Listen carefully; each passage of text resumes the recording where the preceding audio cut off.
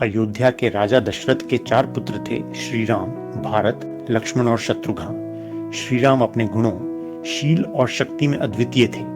जब वे किशोरावस्था में थे तभी एक महान ऋषि महर्षि विश्वामित्र अयोध्या आए और राजा दशरथ से एक विशेष आग्रह किया।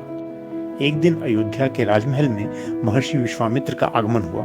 वे एक तेजस्वी महर्षि थे जिनकी तपस्या से देवता भी प्रभावित होते थे। राजा दशरथ ने उनका आदरपूर्वक स्वागत किया और पूछा, हे मुनिवर, आज अयोध्या आकर आपने हमें कृतार्थ किया।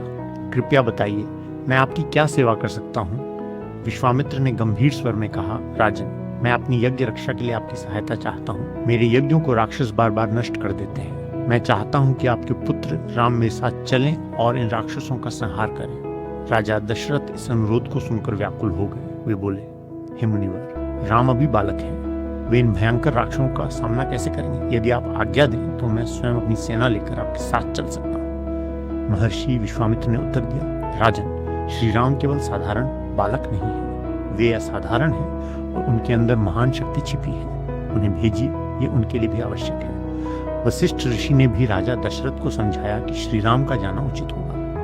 अंततः दशरथ ने सहमति दी और राम लक्ष्मण महर्षि के साथ वन की ओर चल पड़े। महर्षि विश्वामित्र राम और लक्ष्मण को लेकर अपने आश्रम की ओर बढ़े। मार्ग में उन्होंने राम को दिव्य अस्त्र शास्त्रों की शिक्षा दी और उनके उपयोग के रहस्य बताए। कुछ समय पश्चात वे एक घने जंगल में पहुंचे जहां राक्षसी तरका का आतंक था। तरका ने वहां के ऋषियों और तपस्वियों को बहुत कष्ट दिया था। महर्षि विश्वामित्र ने श्रीराम से कहा, राम, ये वन तरका के कारण उजड़ चुका है, इसे मार डालो और ऋषियों को मुक्त करो। श्रीराम ने धनुष उठाया और तरका को ललकारा। राक्षसी तरका गरजते हुए उन पर झपटी।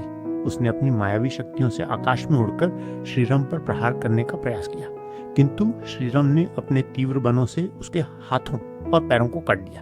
अंत में एक दिव्य बन से उन्होंने तरका का वध कर दिया।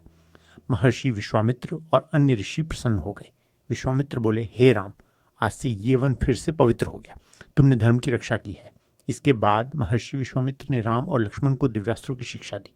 उन्होंने उन्हें ब्रह्मास्त्र, वरुणास्त्र, पशुपतास्त्र और अनेक शक्तिशाली अस्त्रों का ज्ञान दिया।